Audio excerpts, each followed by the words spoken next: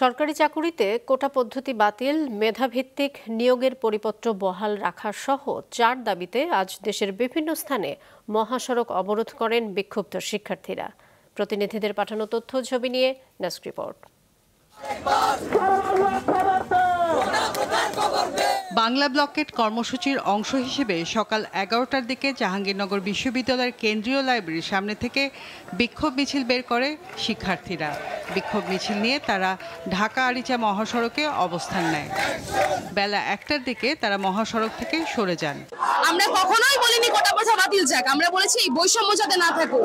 যে দেশের সংবিধানের অনুচ্ছেদের 28-4 এবং 29-1 অনুযায়ী বলা হয় যে কোটা প্রথার ক্ষেত্রে কোনো ধরনের বৈষম্য থাকবে না এবং শুধুমাত্র অনগ্রসর জাতিকে ওঠানোর জন্য যে কোটা ছিল সেই কোটা আজকে কিভাবে মুক্তিযুদ্ধের 53 বছর পরও মুক্তিযোদ্ধাদের জন্য বসায় রাখে। মুক্তিযোদ্ধাদের আমরা যথেষ্ট সম্মান করি, যথেষ্ট ভালোবাসি, কিন্তু তাদের যে অযৌক্তিক দাবি, তাদের মুক্তিযোদ্ধা কোটা, এই মুক্তিযোদ্ধা কোটার কারণে আমরা সাধারণ শিক্ষার্থীরা আমাদের নিজের জায়গা থেকে সরে যাচ্ছি। আমাদের স্বপ্নগুলো ধূলিসাৎ হয়ে মাটির সাথে লেপ্টে যাচ্ছে। বৈষম্য বিরোধী ছাত্র আন্দোলন থেকে 4 দফা দাবি, কোটার যৌক্তিক সংস্কারের দাবি, এই দাবিতে আমরা আজকে সড়ক অবরোধ করেছি 11টা থেকে সকাল 11টা থেকে দুপুর 1টা পর্যন্ত। আমরা এই কঠোর কর্মসূচিতে গিয়েছি কারণ আমরা মনে করছি বর্তমানে যারা নীতি নির্ধারণী পর্যায়ে আছেন তারা কোটার ব্যাপারটায় কোনো প্রকার সিদ্ধান্ত নিচ্ছেন না, তারা বিষয়টা ঝুলিয়ে রাখছেন।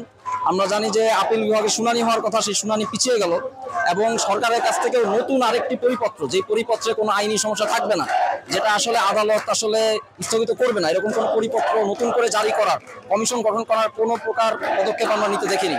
তাই যেহেতু দেশের নির্বাহী এবং বিচার বিভাগ থেকে আমরা কোনো পদক্ষেপ দেখতে পাচ্ছি না, তাই আমরা কঠোর অবস্থানে গিয়েছি। আমরা জানিয়ে দিতে চাই যে অবিলম্বে কোটা ব্যবস্থা যৌক্তিক সংস্কার করার পদক্ষেপ নিতে হবে।